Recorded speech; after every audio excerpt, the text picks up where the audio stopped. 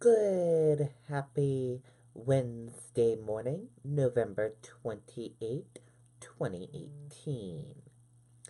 I'm Riley King, and welcome to the Riley King Newscast, right here on the Riley King Network. Let's begin. First up, we begin with the weather. More snow in the northern areas. Let's go to meteorologist Mike Haddad with your weather forecast.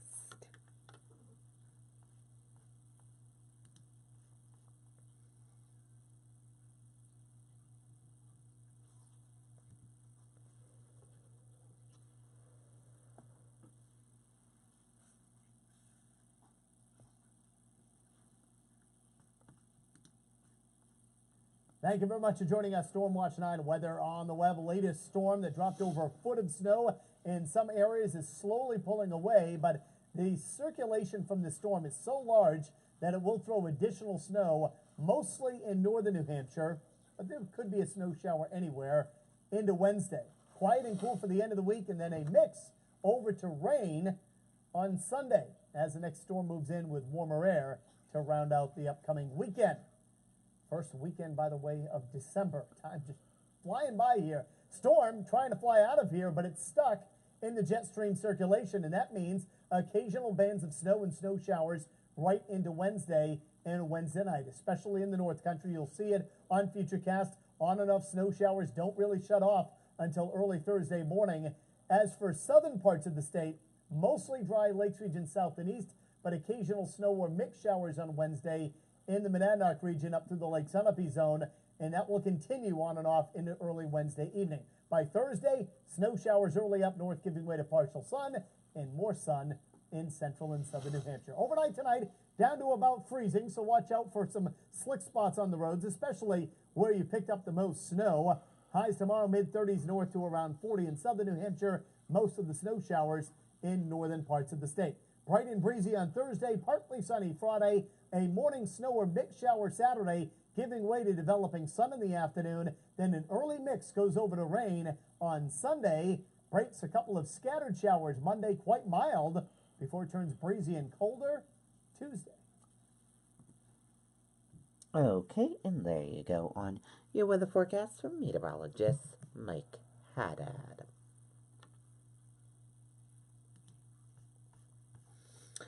And we have two closings and delays this morning. And if you want to see that complete list, just go to WMUR.com. And now let's take a look at your traffic and see how your morning commute is shaping this morning. And here's a look at your traffic this morning. And we're seeing a few red and yellow spots in New Hampshire, and a lot of green as well in a black spot near the Durham area, and it stopped.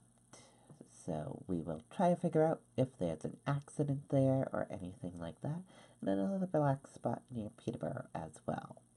We will try to figure out if there's an accident or something there. Otherwise, your traffic is moving pretty good for your Wednesday morning commute ride. So that is good news there.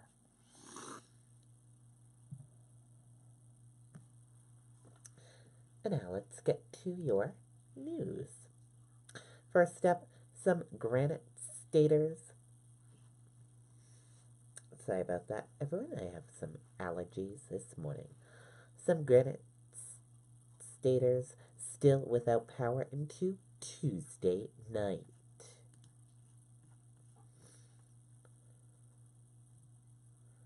Let's take a listen to the video from WMUR News 9.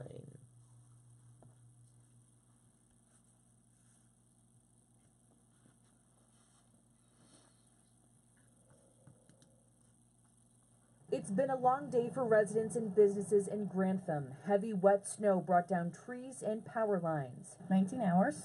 without power. It went off at 10 o'clock last night. Denise Ford has no heat or hot water. I've called twice. I've told them that I have trees actually on the lines that are going to like snap at any point. I'm more than frustrated. It's the beginning of the year.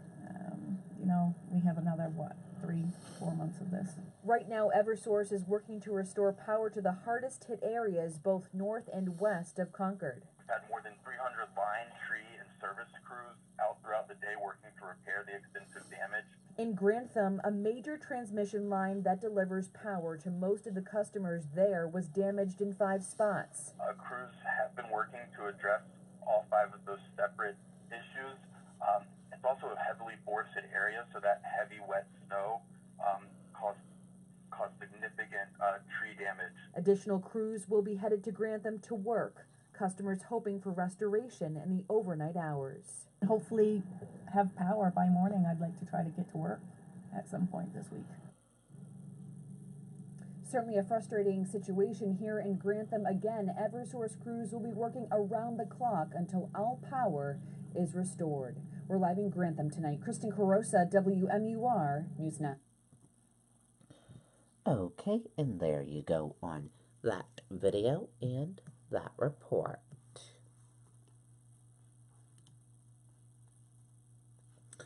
Marlow first responders do welfare checks on streets without power.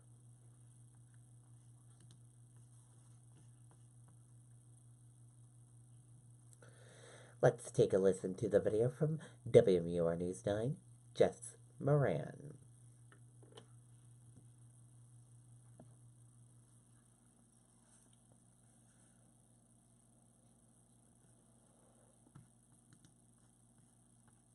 Here in Marlow, you will find plenty of snow, and on the side roads, you are greeted by the constant sound of generators. Marlow is one of the towns where many residents are without power, with heavy snow blanketing streets and power lines. Sand Pond Road and Stone Pond Road are 2 of the streets hit hardest by the storm. The local police department went house to house to do welfare checks on those in that area. We found Leonard Brown working on his generator. He was happy to see local officials checking on people. Did anybody come by and check on you this evening? Yes, Marlow Police Department and I believe the Marlow EMS came along as well. And what did they say? I think they said it'd be close to about 10 o'clock when they were done. They were just doing a wellness check. They checked on our neighbors over here as well. And they were just checking everyone along the road. How does it make you feel to know that you have that kind of support, I guess? That was pretty good. Nice to know they actually come up here. And I know they didn't do it last year. At least we weren't home for it. But it's nice to have them come around this year. Leonard said he's using a wood stove to heat part of his home. Officials say if you know of anyone who needs assistance or anyone who should be checked on, you should contact the town office. In Marlow, Jessica Moran, WMUR News.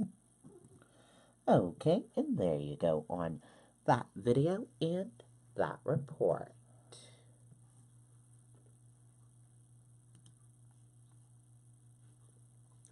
New Hampshire breweries team up with California beer maker to help wildfire victims.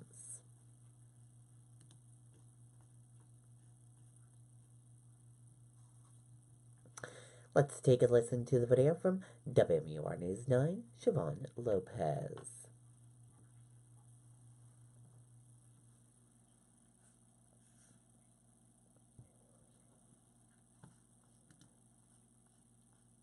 All of these breweries across the whole country are going to be making this exact same beer. And for the exact same reason, to raise money for the victims of the Camp Fire. California-based Sierra Nevada Brewing Company put out the call to all breweries to make its Resilience Butte County Proud IPA. I've got lots of friends and family in California. Tom Albright, owner and head brewer of Outhouse Ales in Northwood, says it was a no-brainer to volunteer to help. One of his friends from the Army was directly affected by the wildfire. He was on his way to the reunion when he got called to let him know that he no longer had a job because his hospital burned down. Albright says the Resilience IPA is similar to his IPA. I'll have them on tap right next to each other. Mark Valeriani, lead brewer innovation at Cisco Brewers Portsmouth, describes it as a classic old-school 90s IPA. A little more caramel malt forward than you typically see now. Definitely not going to be a hazy beer. It's going to be a couple of weeks until this beer is ready to drink, but once it is, it will be available here in their Portsmouth pub. We're targeting around probably the 13th or 14th of December. Great North Ale Works in Manchester teamed up with Backyard Brewing. We're going to split the batch, and they're going to take half of it and sell it at their tap room, and we'll sell the other half here. The limited edition brew will also be available at Monadnock Brewing Company, the Copper Pig Brewery, Bad Lab Beer, Schilling Beer Company, and Deciduous Brewing Company.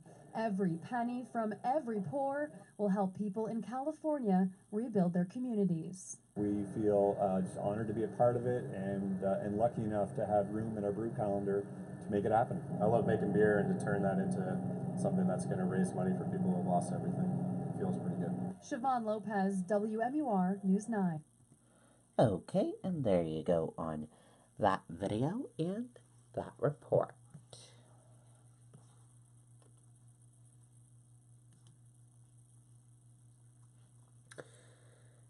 Chinese scientists claim of gene-edited babies raise ethnical concerns.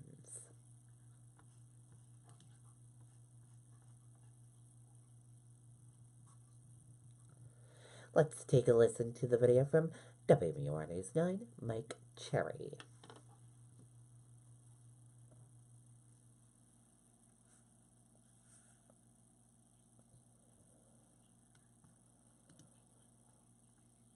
Well, I think in general, this is a disturbing development. Many involved in the world's medical community are tonight upset after a scientist in China claims he genetically altered the DNA of two babies. Two beautiful little Chinese girls named Lulu and Nana came crying into the world as healthy as any other babies. He Jiankui claims he prevented these newborns from contracting the HIV/AIDS virus from their father. But Dartmouth professor Ronald Green, who has written a book on the subject, says the ethics of the procedure should be highly criticized. But in reality, you don't have to use gene engineering to do that. There are techniques for conceiving children of a parent who has HIV. The gene-altering procedure was done with a device known as the CRISPR-Cas9. Literally, a scientist can go in, identify a sequence of DNA letters that create a certain trait, for example, the color of your eyes or the color of your hair, and can replace that with an alternate sequence manufactured at will. But Dr. Green says no matter the outcome of this experiment, the ramifications are troubling. The problems are that rogue researchers will go ahead and introduce new techniques that either harm the child or that are unnecessary and start a kind of arms race of having to have the perfect child. Now, Dr. Green admits that DNA engineering is a double-edged sword. On one hand, it's the wave of the future. On the other, this procedure is viewed as ethically corrupt. He just hopes when an experiment like this is done next time, it's voted on and approved with proper oversight. Okay, and there you go on that video and that report.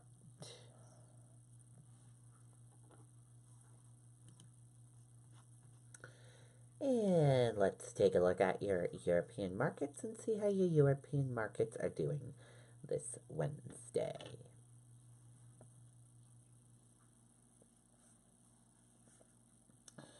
And here's a look at your European markets for this Wednesday morning.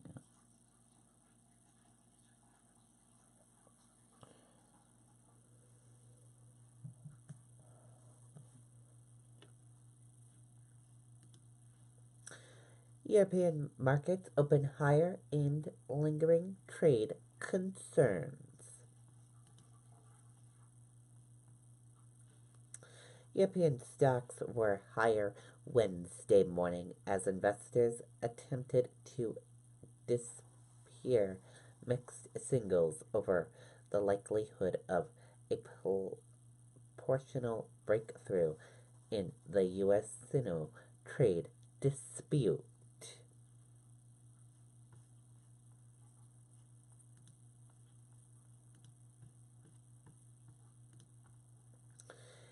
Mississippi voters send Haida Smith back to Senate after runoff marred by controversy. Let's take a listen to the video from ABC News. When you donate a coat at Burlington, it's just like giving someone a coat. Just a nice one. They gave me a new coat. Donate a coat at Burlington, and you'll make a difference. I really appreciate this. I love this coat. Thank you. You do this, someone gets this. Thank you. You get 10% off your entire purchase, and someone gets a coat. Join Burlington's commitment to giving back. You'll feel warm inside. Thank you very much. And so will they. From the bottom of my heart. She looks beautiful. Major Senate race to be decided now 3 weeks after the midterms. Voters in Mississippi will head to the polls tomorrow, and tonight the president is there putting his support behind Republican Cindy Hyde-Smith, who has been under fire. And tonight, more of that video now surfacing, during which she says if she was invited to a public hanging, quote, I would be in the front row.